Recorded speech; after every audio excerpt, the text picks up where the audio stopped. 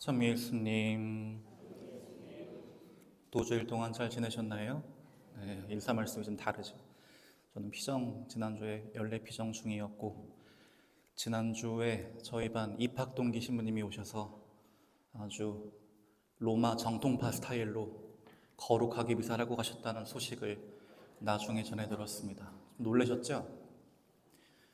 네, 제대에 침구하는 거 아마 오랜만에 보셨을 거고, 사제가 예식 중에 무릎 꿇는 거 아마 오랜만에 보셨을 건데 대단한 친구예요. 네. 이번 주가 늘 저에게는 부담스러운 주입니다. 분홍색 제의. 제가 2년간에 걸쳐서 이 제의를 왜 입는지, 무슨 의미인지 설명드렸는데 기억하시는 분? 이 색깔이 뭘 의미하는지. 모모하여라 주엘이라고 제가 말씀드린 적이 있는데, 작년에 기뻐하여라 주일이라고 말씀드렸던 거 기억나셔요?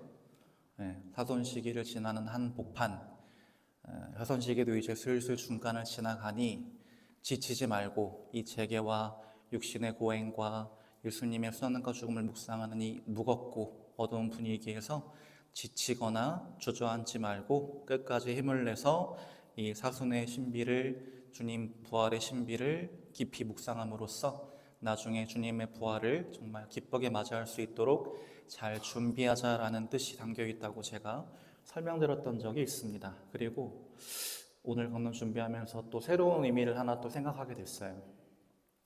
우리가 보통 분홍하면 떠올리는 무드는 어떤 무드인가요? 보통 이제 남과 여 사이에 핑크빛 무드가 무르익고 있다. 그러면 어떻게 의미로 받아들이죠? 남녀가 서로에게 호감을 갖기 시작해서 사귈 듯 말 듯한 그 간질간질한 썸 타는 시간을 거쳐서 더 좋은 관계로 발전해 나가기 직전 상황을 우리는 이제 핑크빛 무드에 빠져들었다라고 이야기하는데, 이것도 사실은 그런 의미도 있습니다. 그러면 누구와 누구 사이에 핑크빛 무드를 만들려고? 우리와 하느님 사이에 핑크빛 무드를 만들려고. 그게 바로 세 번째 말씀드렸던 하느님과 화해하기라고 하는 작업, 우리가 오늘 복음 묵상을 통해서 해야 될 작업입니다. 오늘 복음 내용은 너무나 유명한 내용이죠. 탕자의 귀향이라고 해서, 저도 예전에 한번 말씀드렸지만 어린 시절에 그 옛날 이야기 테이프, 진짜 테이프가 늘어질 때까지 한 수백 번 들은 것 같아요. 되돌리고 듣고 되돌리고 듣고, 그래서 줄줄줄 외울 정도였는데, 그 유명한 탕자의 귀향에 대한 이야기를 하게 되면서 아마 많은 분들이 가장 많이 하시게 될 고민이 이걸 겁니다. 나는 둘 중에 어떤 아들인가?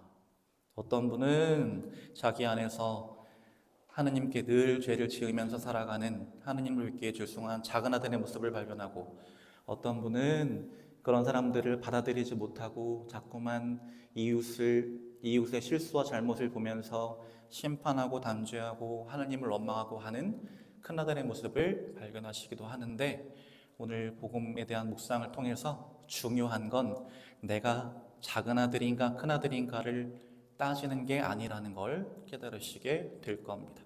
오늘은 사순절 4주일이고 오늘 함께 볼 말씀은 복음이 아니라 독서에 있습니다. 제2독서에서 바오로 사도가 하시는 말씀, 하느님과 화해하십시오.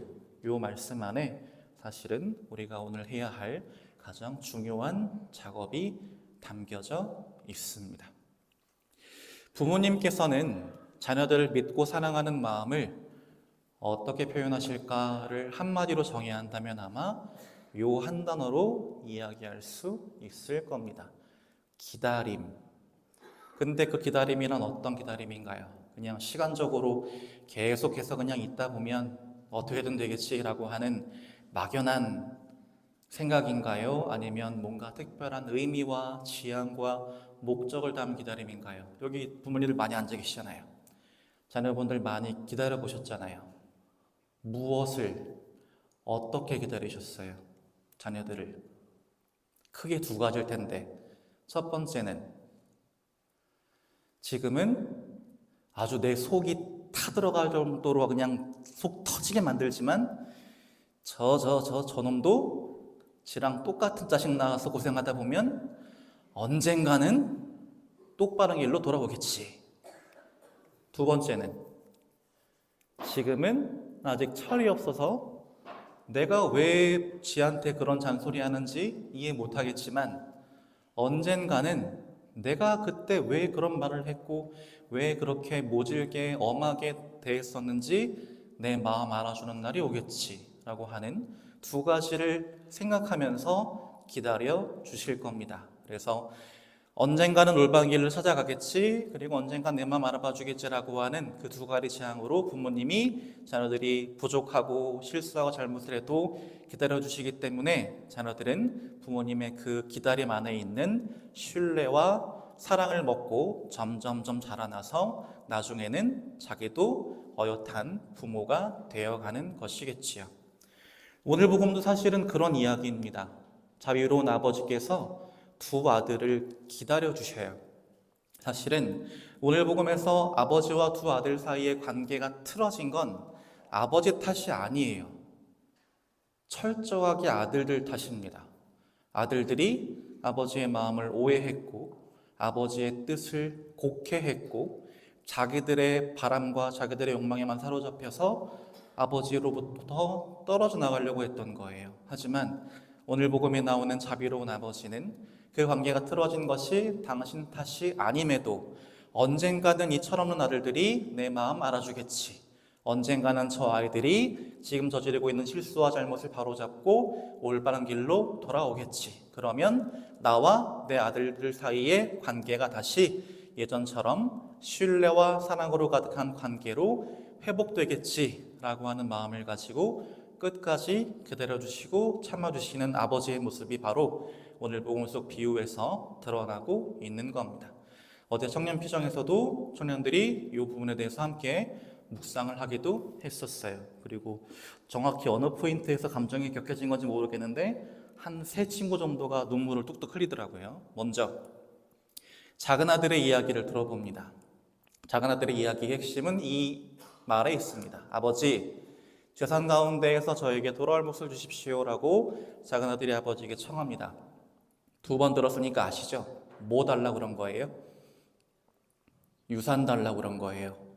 이놈 새끼가 정신 못 차리고 아버지가 돈은 시퍼렇게 두고 살아있는데 유산을 달라고 합니다. 살아계신 부모님께 유산을 달라고 하는 건 무슨 뜻일까요? 우리 이제 연 끊고 삽시다. 더 이상 아버지 보기 싫소. 그냥 나 줄 몫이나 빨리 챙겨주시오. 왜? 나 도저히 아버지하고는 못 살겠어.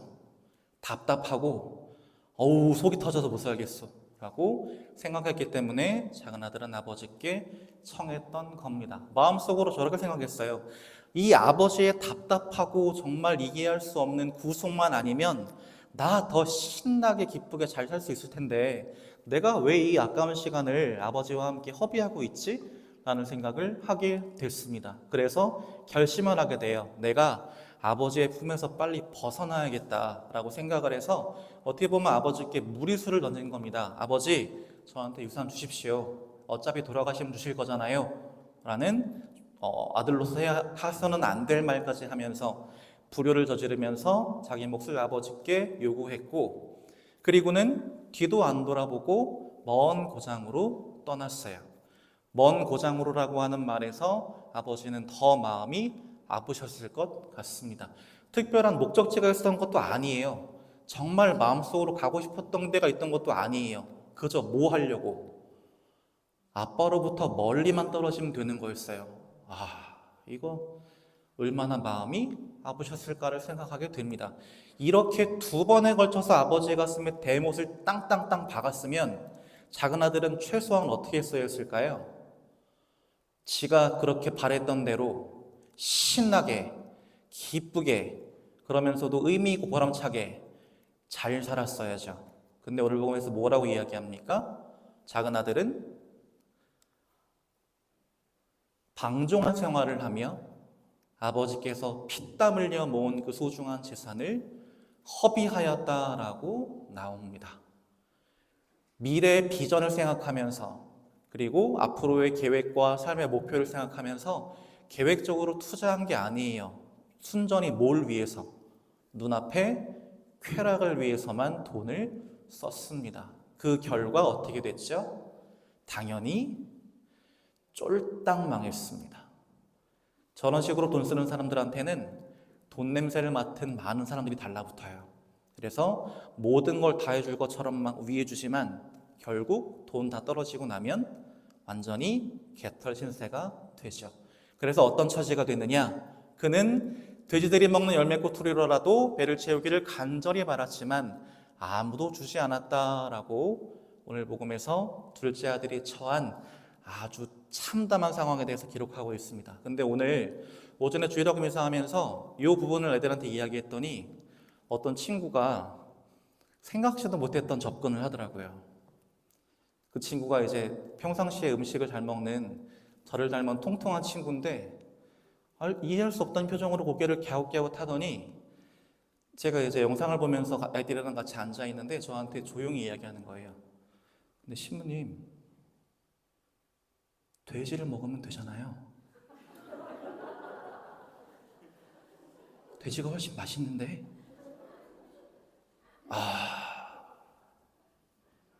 너무나 큰 깨달음을 얻었습니다. 그쵸? 돼지가 먹는 개엄나무 열매 꼬투리가 뭐가 맛있어요? 돼지가 훨씬 맛있어요. 작은 아들은 왜 돼지를 먹지 않았을까요? 남의 것을 훔치는 게 범죄이기도 하지만 이스라엘 사람들은 발굽이 이렇게 달린 애들은 먹지 않습니다. 왜? 구약의 율법에서 부정한 짐승이라고 규정해놨기 때문에. 구약의 율법에서 왜 이런 애들을 부정한 짐승이라고 규정했을까요? 돼지고기처럼 지방이 많은 고기들은 사막의 기후에서 온도가 높으면 금방 상해서 식중독균이 들끓습니다. 그거 잘못 먹으면 죽어요. 하느님이 그걸 아셨기 때문에 이런 애를 먹지 마라고 하신 거예요. 그래서 그 꼬마의 바람처럼 맛있는 돼지고기를 먹지 못했던 거죠. 네. 이스라엘 사람들이 부정한 짐승으로 취급하는 돼지를 오히려 자기가 모시는 처지가 돼요. 둘째 아들이 얼마나 처참한 신세가 됐는지를 이야기할 수 있는 부분입니다. 어떤 대가로? 아버지의 사랑을 무시하고 아버지의 믿음을 저버리고 욕망에 철저히 둘린 대가로 그런 처지가 됐습니다. 그 작은 아들에게 있어서 아버지는 어떤 존재였느냐? 연줄과 같은 존재였습니다. 연줄은 왜 필요할까요? 우리가 연날리기 할 때 처음에 어떻게 해요? 길게 늘어뜨리고 죽어라 뛰어요. 죽어라 뛰다가 어느 정도 바람을 타면 이 실타래를 가지고 바람이 강하면 좀 풀어줬다가 바람이 약하면 좀 당겨줬다가 하면서 뭘 유지합니다. 뭘 유지하죠? 팽팽한 긴장감을 유지하면서 날려줘요. 만약에 이거에 실패하면 연이 어떻게 되죠? 떨어집니다. 작은 아들은 자기가 연인 줄 알았어요. 그리고 연줄이 자기를 그냥 구속하는 건 줄 알았어요. 근데 뭐였을까요? 자기에게 연줄이었던 아버지는 어떤 존재?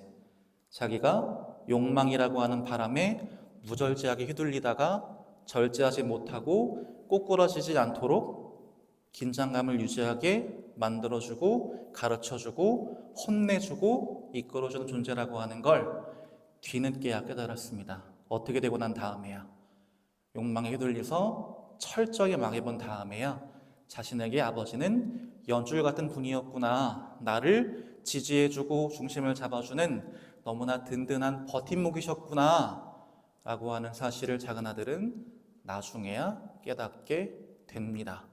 그래서 결심하게 돼요. 야, 내가 여기서 저 돼지 따위를 섬기는 이 참담한 신세로 살면 안 되지. 차라리 아버지께 돌아가자.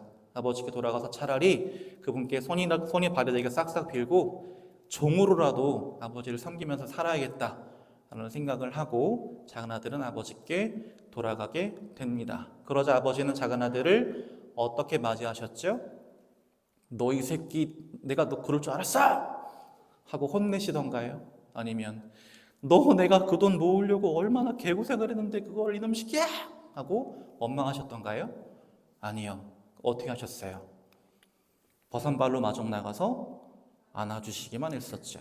자, 그 다음은 큰아들의 이야기입니다. 큰아들의 이야기에서 핵심은 이 말 안에 있습니다.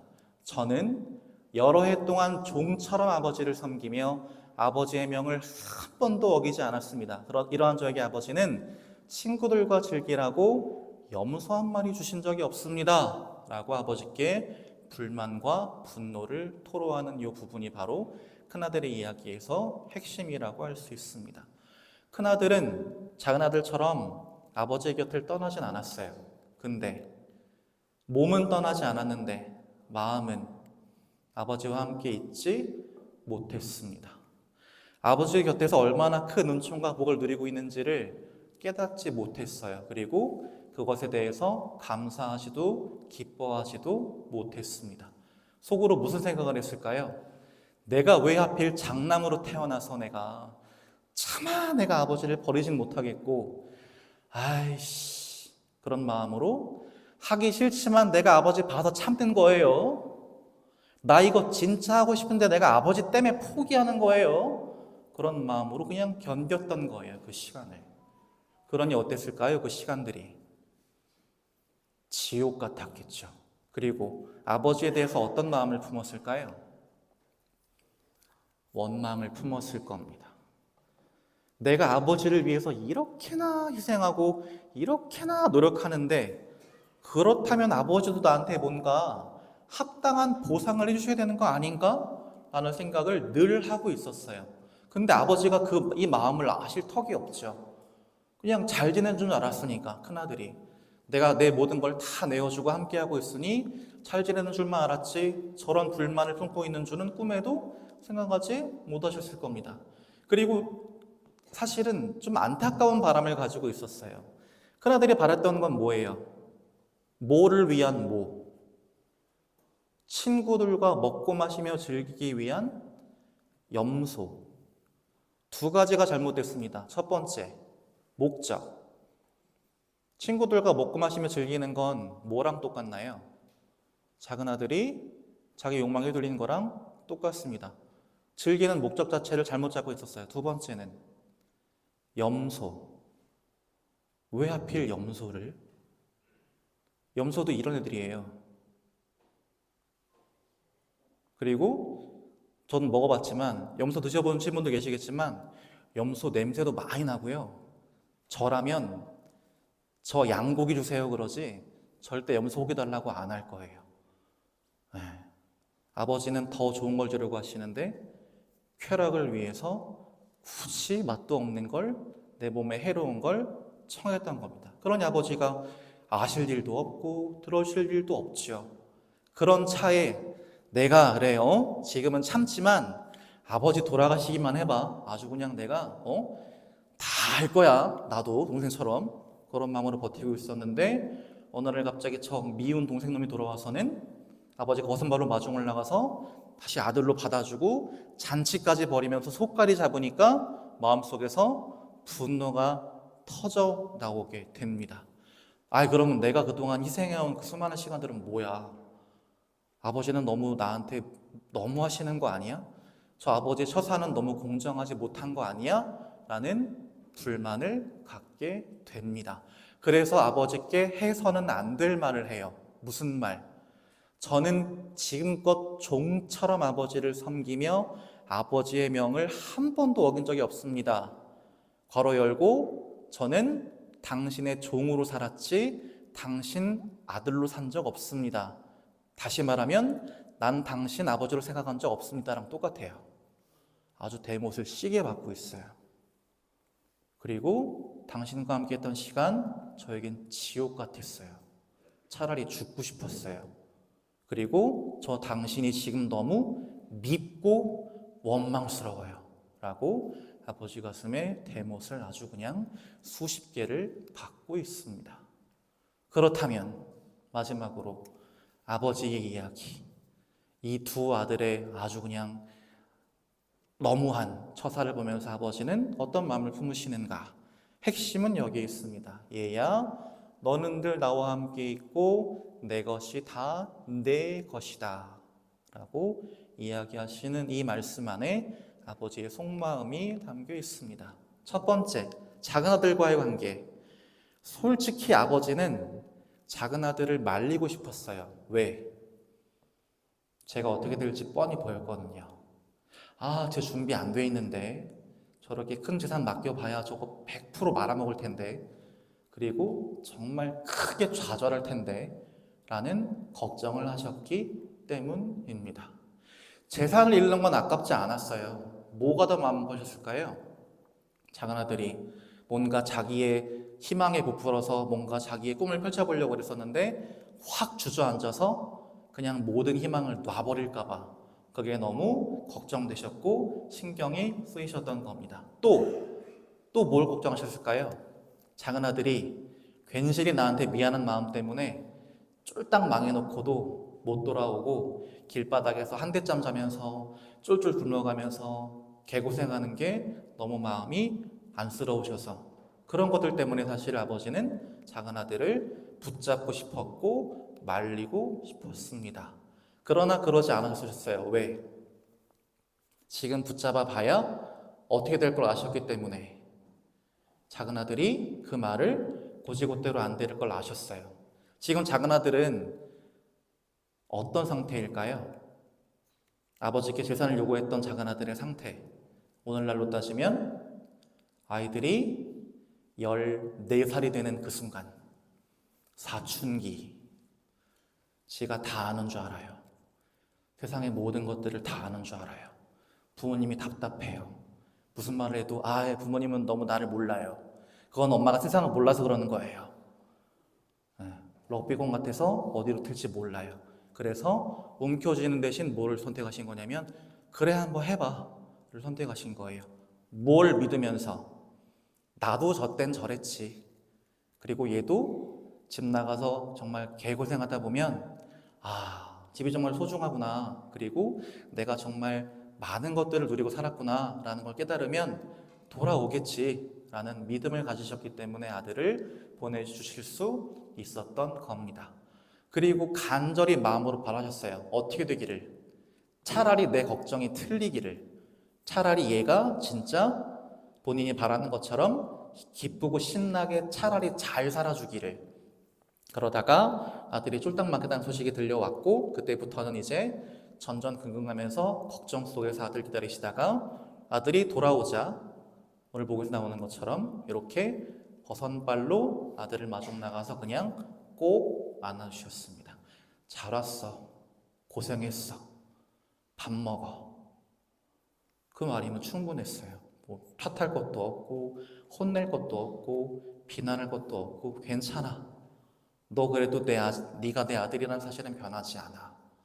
넌 나를 끊어버리고 갔지만 난 너랑 관계를 끊은 적 없어. 라는 마음으로 작은 아들을 품어 안아 주셨습니다. 그렇게 아버지는 작은 아들과 화해하시게 되죠. 그런데 큰 아들과의 관계는 어떤 게 문제일까요? 아버지는 사실 큰 아들 때문에 더 큰 상처를 받았어요. 왜? 아버지는 속으로 믿고 있었거든요. 적어도 얘는 내 마음 알고 있어. 얘는 착실하게 잘 사는 아이니까 더 좋은 길로 갈 수 있을 거야. 그리고 그때가 되면 정말 내 모든 걸 다 줘야지 라는 마음으로 신뢰했는데 세상에 내 입에서 튀어나온다는 말이 당신은 내 아버지인 적 없어. 니 얼마나 마음이 아프셨을까요? 얘라면 내 진심을 알아주겠지라고 했던 것 기대가 와르르 무너졌고 한순간도 내 아들로 산 적이 없다니 내가 그렇게나 믿고 원망스러웠다니 라는 생각에 정말 하늘이 무너지는 것 같은 느낌을 받으셨을 겁니다. 그럼 나는 지난 수십 년 동안 대체 뭘 한 걸까? 라는 생각에 눈앞이 캄캄하셨을 거예요.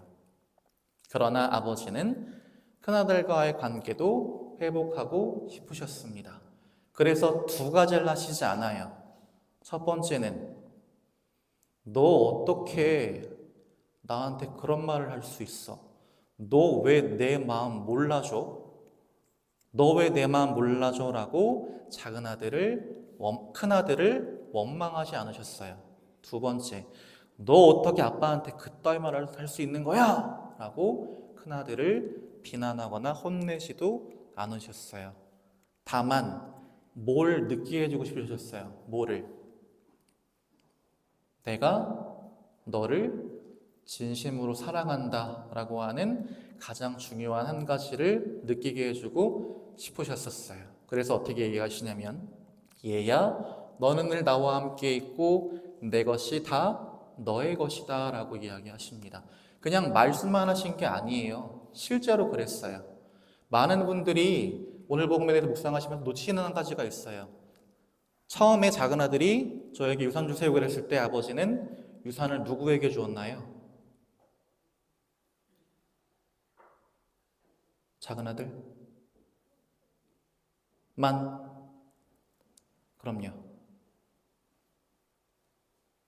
아버지는 아들들에게 가산을 나누어 주었다라고 분명하게 기록되어 있습니다. 이때 당시의 상속법에 의하면 큰아들은 아버지가 돌아가시면 재산의 절반을 가져가고 나머지 절반을 가지고 수많은 형제들이 나눠요. 근데 이 경우처럼 아들이 둘이면 먼저 절반을 큰아들이 떼가요. 그리고 나머지 절반 중에서 또 절반을 큰아들이 떼가요. 그럼 큰아들이 얼마를 가져요? 응? 그치. 헷갈리면 안 돼. 산수야. 큰아들이 4분의 3을 이미 가져갔어요. 본인이 그토록 질투하고 원망하던 동생보다 자기가 3배를 더 가졌거든요. 근데 몰랐던 거예요. 뭐 하느라. 동생과 나를 비교만 하고 질투만 하고 아버지를 미워하고 원망만 하느라 자기가 얼마나 큰 걸 누리고 있는지를 깨닫지 못했던 겁니다. 그래서 아버지는 그 중요한 사실을 아들에게 상기시켜 주신 거예요. 얘야, 이미 내 거는 다 네 거야. 왜 몰라? 라고 큰아들에게 이야기하신 거죠. 그래서 이 두 아들과의 스토리에서 우리가 새겨들어야 할 한 가지가 바로 오늘 복음의 핵심 메시지인 화해라고 할 수 있습니다. 그래서 바오로 사도는 우리에게 하느님과 화해하십시오라고 하는 거예요. 내가 지금 작은 아들인가 큰 아들인가는 중요하지 않아요. 왜? 이 세상에 평생 동안 작은 아들이기만 한 사람도 없고요. 평생 동안 큰 아들로만 사는 사람도 없어요. 어떤 때는 내가 생각지도 못한 죄를 지어서 작은 아들처럼 살고, 어떤 때는 이 정도면 잘하고 있는데 뭐 라는 마음으로 교만해졌다가 하느님을 원망하면서 살고, 살면서 수도 없이 반복하는 게 우리 모습이에요. 중요한 건 뭐다?